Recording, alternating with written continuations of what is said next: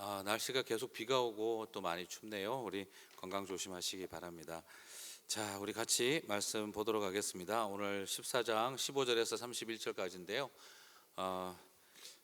사실 이렇게 봐도 몇 구절은 탁탁 좋은 구절이 있는데 이게 전체적으로 참 쉽게 들어오지는 않은 좀 어려운 내용이죠. 요한복음 14장이 굉장히 이렇게 신학적으로 주석을 달고 굉장히 삼위일체를 공부함에 있어서 굉장히 중요한 부분이에요. 그래서 쉽지 않은 내용인데 그래도 이렇게 같이 내용을 한번 좀 살펴보면서 지난주 것과 이번 주 것 잘 정리해 놓으시면 나중에 이렇게 삼위일체론 트리니티에 대한 개념들을 정리하는 데는 굉장히 도움이 되실 겁니다. 자, 여러분 성령 하나님을 잘 아십니까? 라는 질문.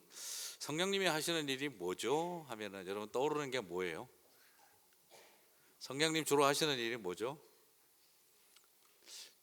우리 교회에서는 좀 그래도 여기 우리 커피 브레이크에서는 또 발음이 말이 없으신데 딴 데 가서 부르면 성령님 하시는 일은 뭐죠? 이러면은 은사, 방언 막 이거부터 제일 먼저 나오죠.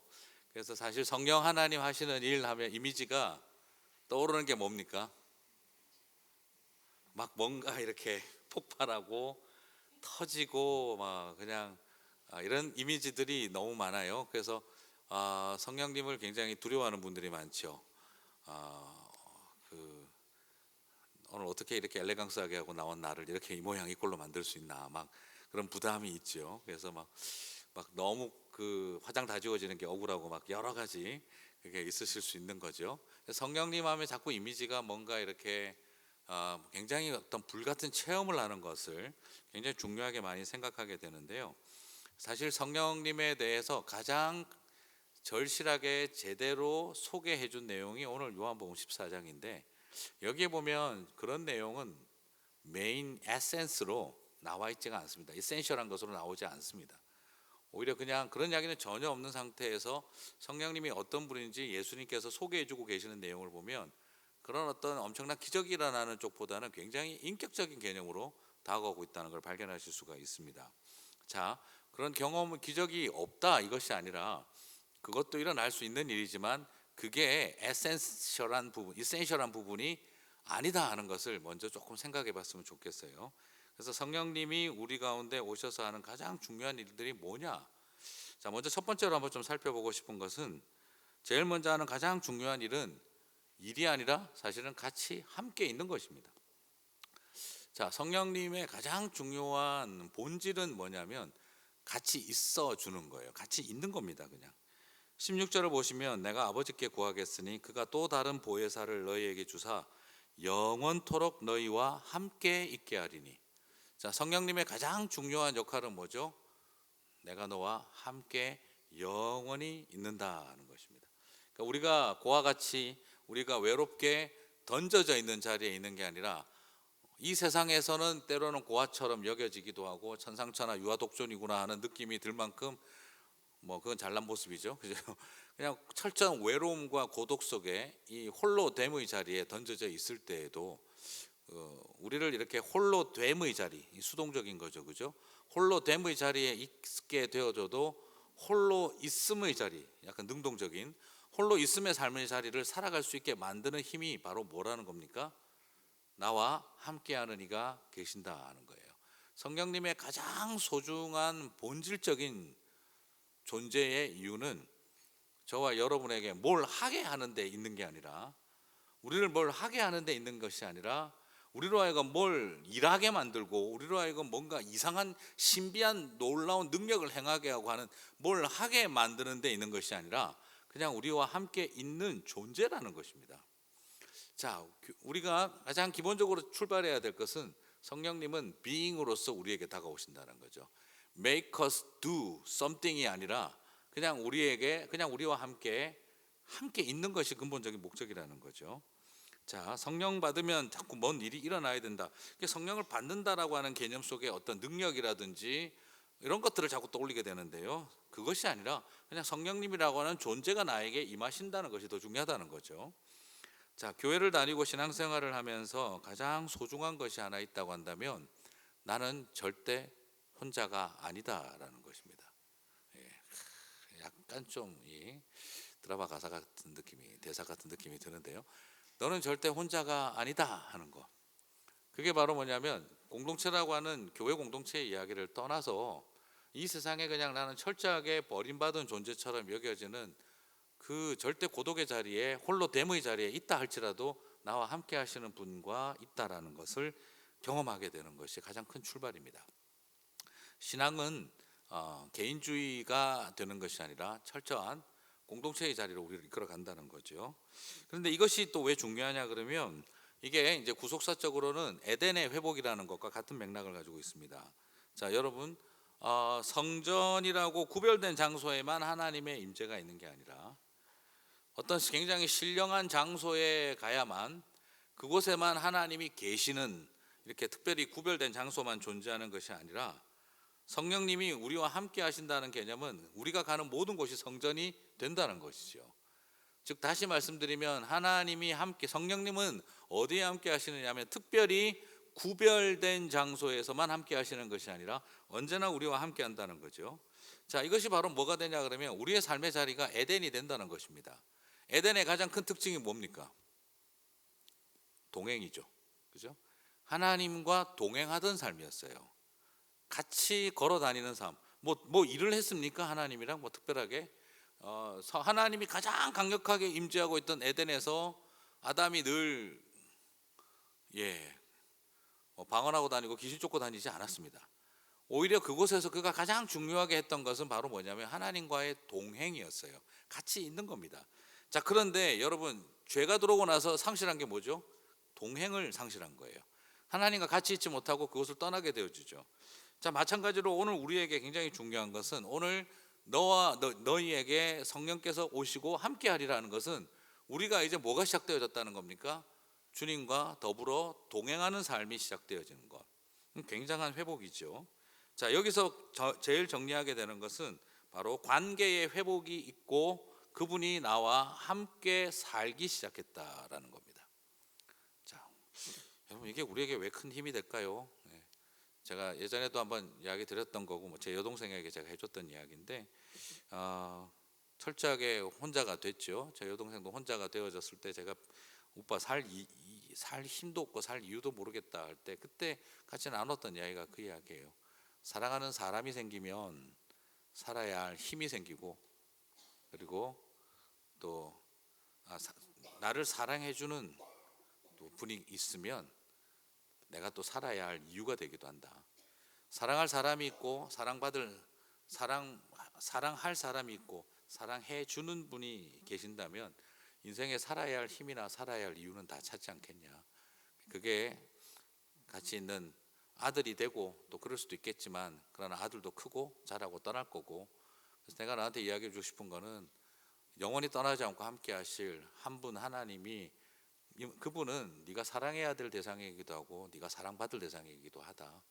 사랑해야 할 그분이 있고 그리고 사랑해 주시는 그분이 계신다고 한다면 살 힘도 없고 살 이유도 있지 않겠냐.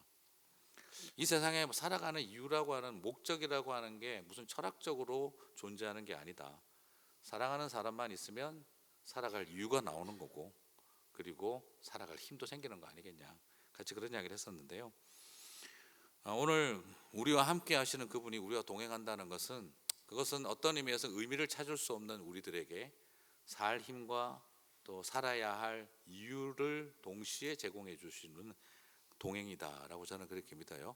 그래서 여러분 오늘 가실 때 이러고 가시기 바랍니다. 네, 오바 좀 하면서 안 보여? 같이 손잡고 가는 거 이러면서. 자, 이것이 동행이 바로 가장 중요한 것이죠. 이게 신앙의 가장 큰 힘은 보이지 않는 하나님과 동행하는 삶을 산다는 거죠. 그분이 나와 함께 한다는 거죠. 자, 그럼 성령님이 첫 번째 하시는 일은 바로 그 임재하심으로써 우리에게 그 함께 하신다는 개념이 되고, 두 번째는 이게 함께 하시는 게 우리 개인적으로만 함께 하는 게 아니라 이게 확장이 되는 거예요. 나랑 개인적으로 나에게 그냥 같이 있어 주신다는 정도를 뛰어넘어 그분이 나와 함께 있어 주기 시작하시면 이 일이 어떻게 되냐면 확장되기 시작합니다. 이게 펠로우십이 확장되는 거예요. 릴레이션십이 확장되기 시작을 합니다. 자, 그게 바로 뭐냐, 우리와 당연히 함께 하는 것만, 나 개인적으로만 이 퍼스널한 릴레이션십만 만들어가게 하는 게 아닙니다. 성령님의 임재는 아버지와 아들의 하나됨을 나에게로 끌어들어오게 만들어 버립니다. 자, 이게 무슨 말이냐 그러면 우리가 지난주 살펴볼 때 예수님께서 성령님에 대한 이야기를 직접적으로 언급하기 전에는 계속 뭘 강조했냐 그러면 아버지 안에 내가 있고 내 안에 아버지가 있느니라. 뭘 많이 강조하셨죠? 아버지와 아들의 하나됨을 많이 강조하셨죠, 그죠? 그래서 우리 지난주 보실 때 계속 예수님은 성령님을 직접적으로 언설하기 전에는 내가 아버지 안에 있고 아버지가 내 안에 있느니라 이야기를 하셨거든요. 그런데 오늘 15절부터 성령님을 언급하고 난 다음부터 하나 더 추가가 됩니다. 이게 그 음악으로 따지면 크레센토가 되고 있는 거죠. 점층되고 있는 거죠. 음악적으로 디벨롭이 되고 있는 거죠. 아버지 안에 내가 있고 내 안에 아버지가 있다는 요 말이 나중에 10절에서 보면은 내가 아버지 안에 거하고 아버지는 내 안에 계신 것을 라고 이야기를 했다가 그 다음에 20절에 와서는 뭐라고 합니까? 그날에는 내가 아버지 안에, 하나 더 들어가죠. 너희가 내 안에. 그날에는 내가 아버지 안에 너희가 내 안에, 내가 너희 안에 있는 것을 알리라. 뭐가 들어갔죠? 추가된 게 아버지 안에 아들이 계시고 아들 안에 아버지가 있는 이야기로 끝나지 않고 성령님이 임하니까 추가된 게 뭐죠? 성령님이 임하고 나니까 이제는 내가 너희 안에 너희가 내 안에 있게 된다라고 이야기를 하는 거예요. 이게 뭐 그렇게 중요하나 생각을 할 수 있습니다만 아버지와 아들의 그 하나되심의 친밀한 관계 속에 성삼위 하나님의 그 펠로우십 속에 이제 누가 들어가는 거죠? 우리가 들어가게 되는 거예요. 우리를 하나님의 펠로우십 속에 우리를 초대해 주신다는 겁니다. 자, 이게 지금 우리도 굉장히 이게 중요한 거예요. 뭐냐 그러면 칠공주들끼리 노는 자리에 무술이는 끼어들 수가 없어요. 학교 다닐 때 조금 놀아보신 분들은 알죠. 그 자리 들어가는 일이 장난이 아닙니다. 그렇죠? 자, 이 펠로우십이라는 거는 그 당시 특별히 이 고대 사회적 배경을 이해하고 보셔야 돼요. 펠로우십은 초대한다고 들어갈 수 있는 게 아니고 내가 한다고 함께 할 수 있는 게 아니에요. 여러분, 저 임금님 저랑 오늘 밥 한번 좀 하시죠. 이게 될까요?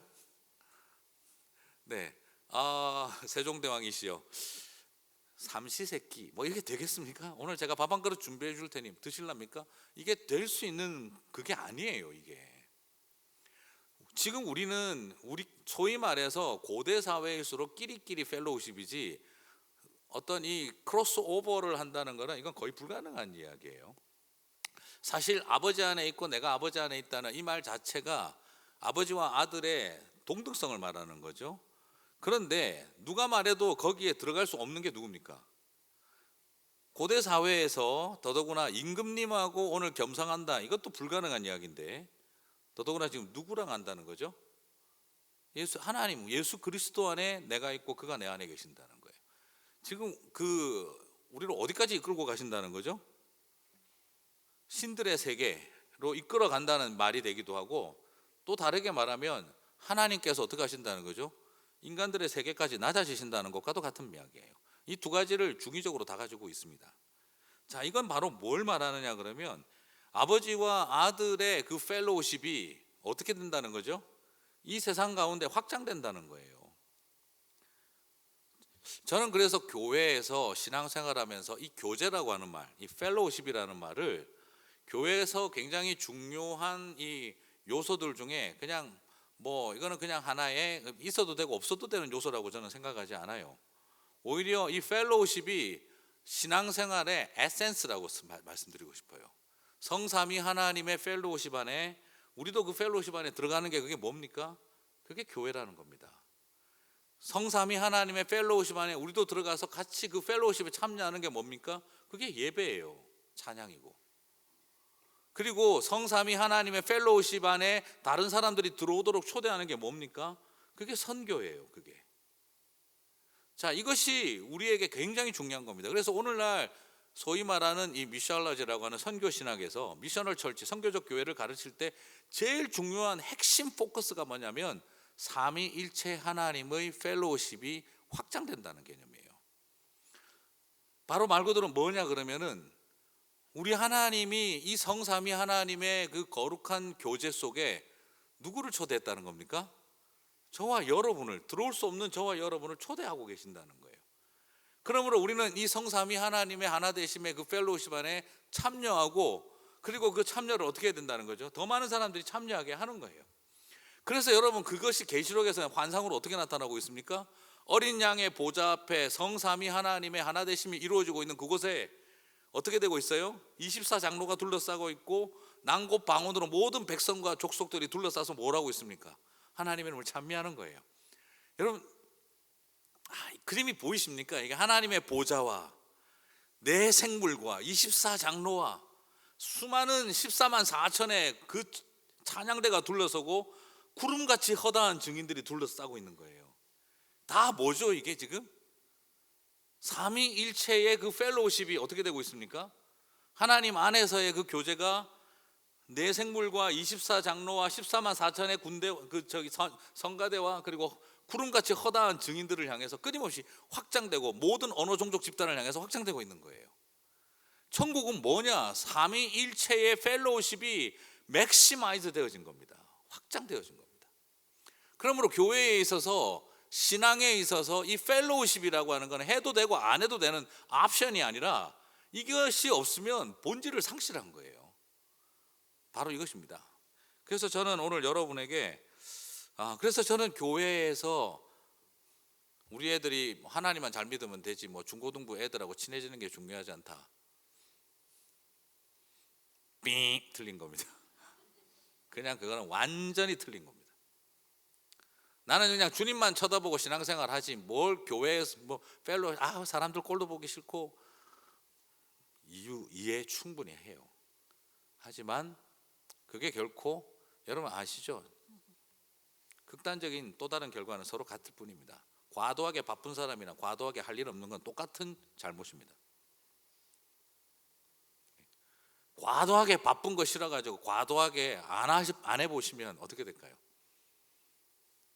과도하게 일 많은 사람이나 과도하게 일 없는 사람은 똑같은 문제를 가진 것입니다. 참된 사명 속에 살아야 하는 거죠.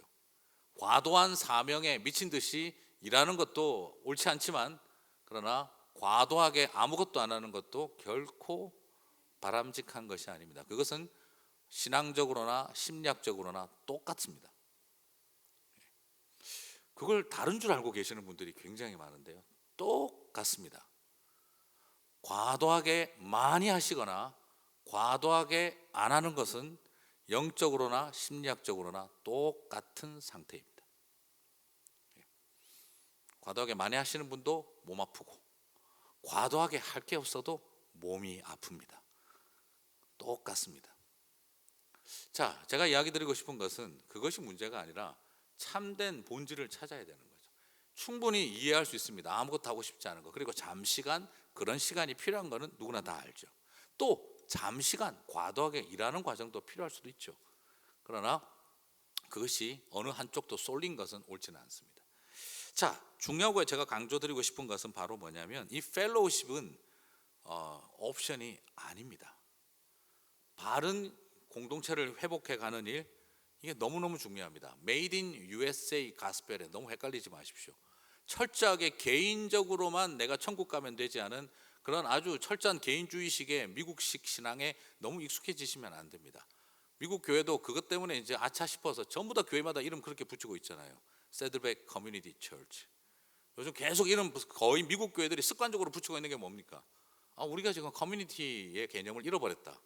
회복하려고 몸부림을 쳐요. 제가 미국의 플러에 가서 공부할 때 한국 크리스찬들한테 뭘 기대하냐 물어봤더니 제가 제일 많이 들었던 말이 10명 중에 7, 8명이 한 2, 3명이 코리안 프레이어 이거 이야기를 했고 코리안 스피리추얼리티가 되게 궁금하다. 근데 대부분이 했던 말이 뭐냐면 코리안 철치의 커뮤니티를 경험하고 알고 싶다는 거예요. 우리 문제 많다고 내가 그랬더니 너무 문제 없는 우리보단 그래도 좀 더 낫다고 그렇게 이야기를 하더라고요. 커뮤니티 자체가 사라져버린 개인주의만 남아버린 그건 문제다. 자, 굉장히 여러 생각들을 하게 해요. 그런데 이제 우리가 다시 한번 생각해야 될 문제는 이 펠로우십이 확장입니다. 여러분이 계시록에서 보는 그 그림이 다 근원이 뭡니까? 삼위일체의 확장이에요, 그게. 자, 이것을 오늘 저와 여러분이 정확하게 이해를 하실 필요가 있습니다.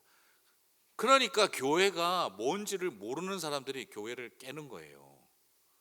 교회가 뭔지를 모르고 있으니까 수틀리면 이럴 수 있는 거라고 자꾸 생각하는 거예요. 그러나 교회는 그 성삼위일체의 하나됨을 지키는 곳입니다. 이게 그렇게 중요한 겁니다.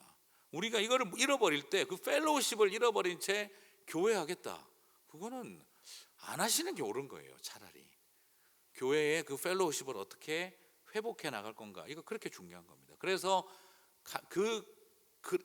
그래서 성찬식을 커뮤니언이라고 하는 거예요. 커뮤니언. 그래서 성찬식을 할 때마다 칼빈은 그 제네바 교회에서 항상 그렇게 질문했다고 합니다. 주님의 살과 주님의 피에 참여하고도, 이렇게 커뮤니언에 참여하고도 아직도 서로 사랑하지 못하는 관계가 있습니까? 라는 질문을 던진 거예요. 근데 우리는 한국에서는 성찬식 하면 꼭 물어보는 게 있죠. 떡을 받으시고 잔을 받으시지 않으신 분 손들어 있으십니까? 우리도 모르게 의식과 절차만 중요해요. 그러나 더 중요한 본질은 그게 아니라는 겁니다. 이것이 가지고 있는 모든 것의 가장 핵심은 펠로우십입니다. 그래서 펠로우십은 구원 맨 끝자락에, 그래서 여러분 성경 공부 교재 같은 거 주제별 교재 보면 펠로우십은 항상 언제 나오냐? 맨 끝머리에 나와요. 1가에서 12가까지 있으면 보통 11가 12가의 교재가 나와요. 근데 그렇지가 않아요. 교재가 성삼위일체 하나님의 본질이고, 그것이 우리 구원의 본질이기도 합니다. 성삼위일체 하나님이 왜 나타났느냐? 구원 때문이에요. 구원. 저와 여러분 구원하려고 하다 보니까 어떻게 됐습니까? 아버지께서 작정하시고 아들이 죽으시고 성령께서 인치시는 일이 일어난 겁니다. 여러분, 삼위일체가 나타난 자리가 어디입니까? 저 하늘의 보좌입니까? 아니면 접니까? 우리예요, 우리. 오늘 여러분도 보십니다. 보혜사 성령 하나님이 어디에 오십니까? 저와 여러분 가운데 오십니다. 예수님이 어디에 오셨습니까? 저와 여러분 가운데 오셨습니다. 삼위가 왜 나타났습니까? 저와 여러분 살리는 일 때문에 오신 거예요. 그래서 삼위를 경험하는 곳, 나중에 죽어서 천국 보좌에 올라가서 하늘 보좌에서 하나님 세 분이 어떻게 계신지 그걸 보는 게 아닙니다. 지금 삼위일체는, 삼위가 나타난 곳도 어디냐? 저와 여러분을 구원하는 자리고, 일체가 이루어진 곳도 어디죠? 저와 여러분을 구원하는 자리입니다. 삼위일체는 천사들 모아놓고 신학 공부시킨 교재에서 따온 게 아닙니다. 천사들 모아놓고 천국에서 세미나리 열고 난 다음에 세미나 열고 가지고 온 교재가 아닙니다. 그건 바로 어디죠? 저와 여러분을 구원하는 자리에서 아들이 나타나고 성령이 나타나신 거예요. 그리고 그분들이 하나님이시라는 걸, 우리가 한 분이시라는 걸 알게 된 거예요. 그래서 삼위일체는 저 천국 위에 올라가서 세 분이 어떻게 계시는지 연구한 천사들의 보고서가 아니라, 이 땅에서 우리를 구원하기 위해서 우리를 사랑하신 아버지, 우리를 위해 아들을 보내주신 아버지, 그리고 우리 가운데 오신 아들, 십자가에서 죽으신 아들, 그리고 저와 여러분의 끊임없이 함께 있기 위하여 오신 성령님을 만난 당신의 백성들이 삼위일체를 고백하게 된 겁니다. 이것이 굉장히 중요한 겁니다. 그래서 삼위일체를 부정하면 죄송하지만 구원이 없습니다. 그것은 다양한 의견 중에 하나가 되는 게 아니라 틀린 겁니다. 그냥 틀린 겁니다. 구원이 없는 겁니다. 삼위일체를 부정하면 굳이 교회가 나오실 필요가 없는 겁니다. 표현하자면 삼위일체를 부정하면 천국 보좌 앞에 우리가 그곳에서 하나님의 재림의 날을 바라볼 수가 없는 것입니다. 모든 것이 다 삼위일체에 달려 있습니다. 그만큼 중요한 부분이 되죠. 자, 그리고 여기에서 우리가 발견하게 되는 것은 또 다른 보혜사를 주신다고 하셨잖아요. 그렇죠? 또 다른 보혜사. 또 다른 보혜사라는 말은 결국 무슨 말일까요? 같은 보혜사라는 뜻이죠. 같은데 또 다른이죠. 무슨 말인지 이해가 가세요? 또 다른 보혜사, 바로 같은 보혜사란 말이에요. 같은 급이라는 거예요. 그런데 좀 다르다는 거예요. 다른데 뭐라는 거죠? 사실 또 다른이라는 표현이 가지고 있는 의도가 뭐예요? 같은이라는 겁니다. 같은. 자, 이것이 독특한 워드플레이예요. 또 다른 보혜사를 보내리니, 그 말은 성령님이나 예수님이나 뭐라는 거죠? 같은 보혜사인데 또 다른 보혜사라는 거죠. 자, 이런 것을 통해서 계속해서 당신이 위격과 차이와 공통점을 동시에 보여주고 있는 화법을 사용을 하고 있습니다. 자, 그리고 성령님은 이런 형이상학적인 신학적인 문제만 다루지 않습니다. 가장 실질적인 임재와 관계를 이루어 가시는데요. 자, 성령님은 이제 오셔서 하시는 일이 바로 뭐냐면 사랑과 계명을 통합합니다. 나를 사랑하는 자들은 나의 계명을 지키나니 되어 있어요. 그죠? 그리고 또 재미난 것은 그 오늘 본문의 15절을 보면은 나를 사랑하는 자는 내 계명을 지킨다 있고 21절은 또 반대로 설명하죠. 나의 계명을 지키는 자라야 나를 사랑하는 자니. 자, 이걸 분리시킬 수 있다 없다? 없다는 이야기입니다. 그죠? 15절은 나를 사랑하는 자는 내 계명을 지키나니. 21절은 거꾸로 뭐라고 하죠? 내 계명을 지키는 자야 나를 사랑하는 자니. 그러니까 사랑한다는 것과 계명을 지킨다는 것이 따로 놀 수 없다 이 말이죠. 자, 그런데 여러분 여기서 놀라운 것은 성령님이 임하셨는데 계명을 지킨다. 여러분 율법적인 삶을 살아가는 것과 성령 체험하는 삶을 같은 선상에서 놓을 수 있을까요?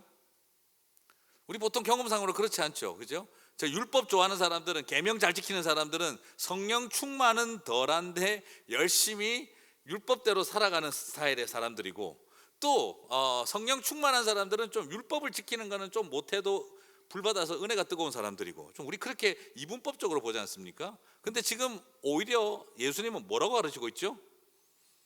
성령이 오시면 어떻게 된다고요?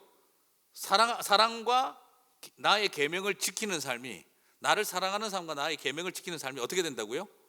통합이 된다는 거예요. 자, 성령 충만한 사람들은 율법을 좀 덜 지키고 그냥 은혜 충만한 분위기다. 또 성령 충만한 사람들은 율법을 덜 지켜도 된다, 뭐 이런 식의 이분법적 사고를 가져서는 안 된다 이 말입니다. 성령이 임하시면 사랑과 계명을 통합시킨다는 거예요. 이게 근데 말이 되나? 이게 바로 뭘 뜻하냐면 출애굽기적 사고를 다시 가르쳐주고 있는 거예요. 자, 여러분 출애굽기 때 절기가 두 개가 있었죠. 중요한 절기가 뭐가 있습니까? 유월절과 오순절이 있었죠. 그죠? 유월절이 어떤 날입니까? 대속적 죽음, 피 흘림을 통해서 패스오버, 죽음의 사자가 넘어간 날이죠. 그리고 나서 49일째 뭐가 있습니까? 오순절이 있어요. 오순절 날, 그러면 자 패턴을 이야기하십시오. 유월절과 오순절이 있습니다. 어린 양이 대신 죽었고, 오순절 날은 뭐 했을까요? 잔치를 벌리고 기뻐했었죠. 근데 하나 더 중요한 일이 있습니다. 그때 오순절 날 뭘 받았느냐? 십계명을 받았습니다. Ten Commandment. 그죠? 그리고 예수님이 신약 시대에 와서 언제 죽으셨습니까? 십자가에서 유월절 전날 죽으셨습니다. 많고 많은 날 중에 왜 하필이면 그때 죽으셨을까요? 바로 유월절 어린 양으로서 율법을 완성하러 오셨기 때문이죠. 많고 많은 날 중에서 성령님이 언제 오셨습니까? 오순절 날 오셨습니다. 그러면 출애굽기에서 십계명을 받은 날 사도행전에서는 뭘 받았죠? 성령님을 받았어요. 그러면 성령님이 하시는 일과 십계명이 하는 일이 어떻다는 거죠? 다르지만 유사성을 가지고 있다는 거죠. 어린 양이 그림자였다고 한다면 예수 그리스도가 실체였고, 십계명이 그림자였다고 한다면 성령님이 실체라는 거죠. 정리가 되시죠? 자, 그러므로 십계명을 통해서 뭘 하게 하신 겁니까? 하나님의 백성답게 살게 하셨죠. 그죠? 성령님도 어떻게 하신 거죠? 하나님의 백성답게 살게 하는 거죠. 자, 오순절날, 유월절날 예수님이 돌아가시고 죽을 때 제자들은 영 아니었습니다. 그죠? 근데 오순절부터 어떻게 되죠? 제자들답게 되죠. 베드로가 옛날에 얘가 아니야, before and after가 완벽해졌습니다. 언제부터입니까? 성령께서 임하시고 난 다음이에요. 자, 십계명을 받고, 그리고 나서 여러분 어떻게 하셨습니까? 십계명을 받고 그 다음에 뭘 하게 하시죠? 성막을 세우게 하시죠. 그죠? 성령을 받고 그 다음 뭐가 세워지죠? 교회가 세워지지 않습니까? 잘 끼워 맞춘다 이렇게 생각하지 마시고 잘 끼워 맞는 거예요 이게. 그죠? 어린 양이 죽으시고 십계명을 받고 성막을 세웠어요. 예수님이 죽으시고 성령이 임하시고 뭐가 세워집니까? 교회가 세워져요. 정확한 패턴을 가지고 예수님은 지금 뭘 드러내고 있는 겁니까? 내가 바로 그다 이 말입니다. 그리고 지금 이걸 통해서 우리로 하여금 어떻게 하는 거죠? 성령 받은 사람들은 계명을 지키는 삶과 멀고 그냥 불받는 사람들이다, 이걸 보여주는 것이 아니라 바로 성령에 충만한 사람들이 하나님의 백성답게 살게 만드는 힘을 가지게 된다는 거죠. 베드로가 가장 대표적인 사람, 계집종 앞에서 덜덜 떨던 그 사람이 남자만 5천 명을 모아놓고 미문 앞에서 복음을 선포하고 그들을 세례를 주는 사람으로 바뀌어버렸다는 거죠. 그게 바로 성령의 역사라는 겁니다.